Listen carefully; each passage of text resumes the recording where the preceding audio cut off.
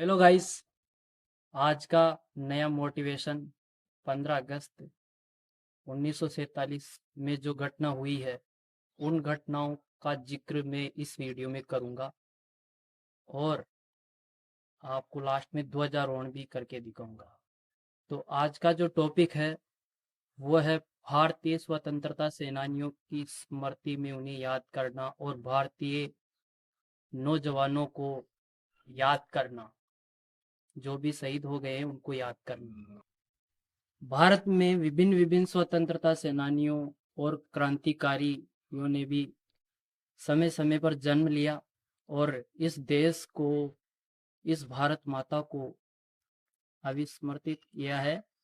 और जो नौजवान उन्होंने देश के लिए लड़कर इस तिरंगे को गौरवान्वित महसूस कराया है। जब भी वो शहीद होकर इस देश में लौट कर आते हैं तो धन्य है वो माँ जिन्होंने ऐसे नौजवानों को जन्म दिया है।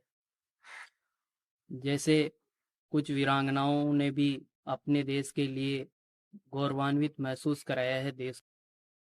प्राचीन समय से लेकर आधुनिक समय की मैं बात करूं तो उनमें जो सर्वप्रथम जो नाम आता है मध्यकाल में वो है महाराणा प्रताप, शिवाजी, महाराणा सांगा। इन्होंने अपनी धरती माँ के लिए लड़कर अपने प्राणों का न्योछावर किया और विदेशी आक्रमणकारियों के वशीभूत कभी नहीं हुए और ना ही कभी उन्होंने गुलामी स्वीकार की।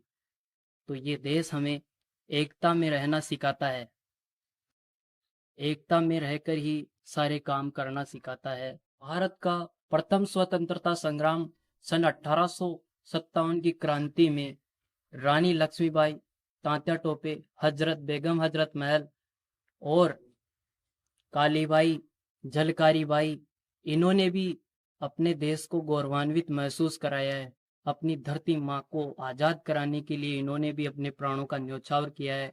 और मंगल पांडे ने भी जो है गायों की काली कारतूस को, बंदूकों की जो कारतूस होती है उनको जो है मुंह में चबाना हिंदू धर्म के खिलाफ माना जाता था।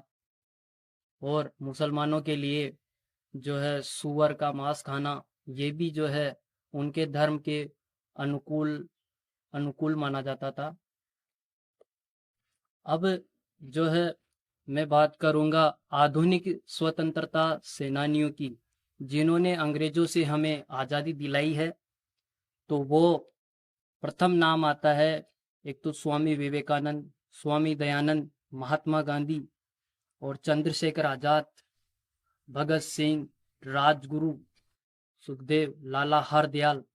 तो इन सभी जो स्वतंत्रता सेनानियों ने जो है अपने देश के लिए किया है, उन्होंने भी भारत माता को गौरवान्वित महसूस कराया है। अपने देश के लिए अपनी जान की परवाह नहीं की, इन्होंने खून से इस देश को आज़ाद कराया है।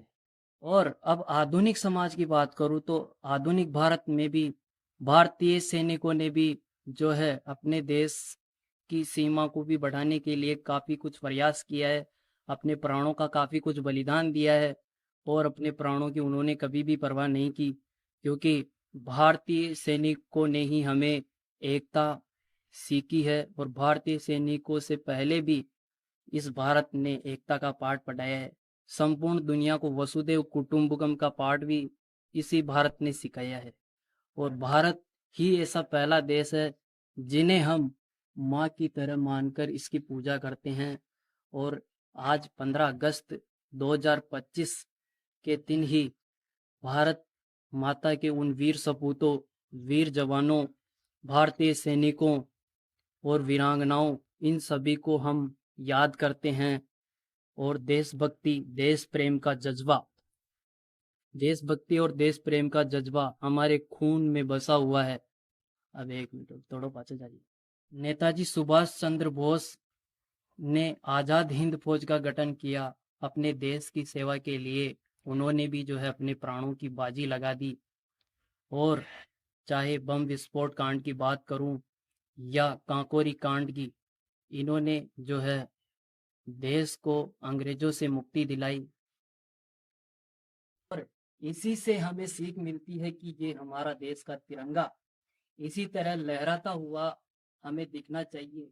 संपूर्ण दुनिया में ही इसी देश के झंडे का अभिमान कभी ना टूटे और ऐसी मेरी मान्यता है। और विस्मृत करने के लिए इनका जो बलिदान है वो अविस्मरणीय रहेगा, यानी कि इनका जो बलिदान है वो कभी भुलाया नहीं जाएगा। इन सभी से हमें जो सीख मिलती है, जातिवाद को खत्म करना, क्षेत्रवाद को खत्म करना, भ्रष्टाचार को खत्म करना, कट्टरतापंथी को खत्म करना, क्योंकि ये जो देश है वो हमें एकता का संदेश देता है। इसीलिए एक रहकर ही हम इस देश के लिए कुछ कर सकते हैं। सांप्रदायिकता जैसे इन बहुत सारे विवादों को खत्म करना ही इस देश की एकता और अखंडता को प्रमाणित सिद्ध करेगी। जय हिंद, जय भारत।